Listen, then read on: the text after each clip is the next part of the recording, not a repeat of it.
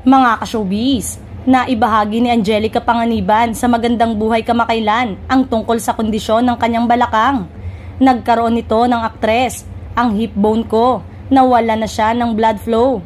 Hindi niya kayang gumaling on its own, kailangan ng tulong like ng operation.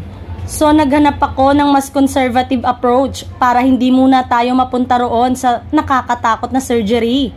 Nung marinig ko yun, hindi strong enough ang mind ko para tanggapin yung ganong balita. So nung nakahanap naman kami ng conservative approach, better naman, kwento ni Angelica. Sumailalim sa treatment ang aktres kaya ngayon ay bumubuti na ang kalagayan.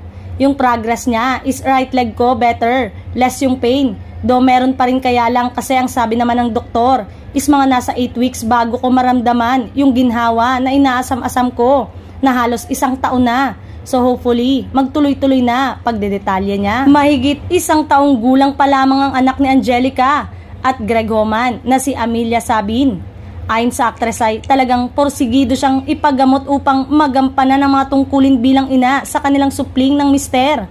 Talagang iniisip ko nung paano niya ako may enjoy bilang nanay kung limited yung mga pwede kong gawin.